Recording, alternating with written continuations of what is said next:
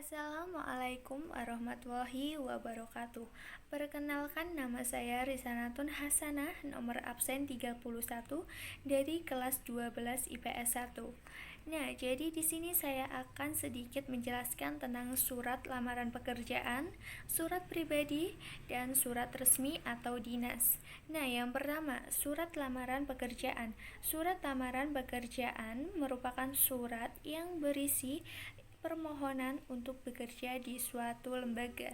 Nah, pada umumnya surat ini memiliki bagian-bagian yang berisi identitas diri, jasa yang dapat diberikan, pendidikan, kecakapan atau keahlian, serta pengalaman. Nah, berdasarkan jenis pembuatannya, surat lamaran pekerjaan dapat dikelompokkan menjadi dua, yaitu yang pertama, surat lamaran pekerjaan yang digabungkan dengan riwayat hidup atau kurikulum vitae. Nah, dalam cara ini riwayat hidup termasuk isi surat karena isinya berupa gabungan. Nah, cara ini juga disebut dengan model gabungan. Yang kedua, surat lamaran yang dipisahkan dari riwayat hidup. Nah, dalam cara ini riwayat hidup merupakan lampiran dan cara ini disebut dengan model terpisah. Nah, selanjutnya surat pribadi. Nah, surat pribadi adalah surat yang ditulis oleh pribadi yang ditujukan kepada pribadi lain dan menggunakan bahasa ragam santai dan akrab tetapi tetap memperhatikan kesopanan. Nah, adapun jenis dari surat pribadi. Yang pertama, surat pribadi kekeluargaan. Nah, jenis surat pribadi yang satu ini ditujukan untuk keperluan komunikasi dengan keluarga, kerabat, atau komunikasi dengan yang dikasihi. Nah, yang kedua, surat pribadi setengah resmi.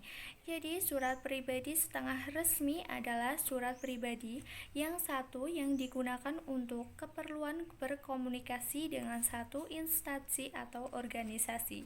Nah, selanjutnya saya akan menjelaskan tentang surat resmi atau dinas. Surat resmi atau dinas adalah surat yang ditulis oleh pribadi atas nama lembaga atau instansi untuk keperluan dinas yang ditujukan kepada pribadi atau suatu lembaga lain dengan bahasa yang singkat, jelas, dan berpola tetap. Adapun beberapa jenis dari surat resmi atau dinas. Yang pertama, surat kuasa. Surat kuasa adalah surat dinas yang berisi tentang pelimpahan kekuasaan dari pejabat kepada pejabat yang lainnya yang dapat dipercaya untuk bertindak mewakili orang yang memberikan kuasa tidak dapat melanjutkannya sendiri. Nah, yang kedua, surat keterangan. Surat keterangan adalah surat dinas yang digunakan untuk menerangkan tentang aktivitas seseorang atau suatu hal tertentu. Nah, yang ketiga yaitu surat edaran. Surat edaran adalah surat jenis surat yang isinya ditujukan sebagai bentuk pemberitahuan tentang suatu yang ditujukan pada beberapa orang atau banyak pihak.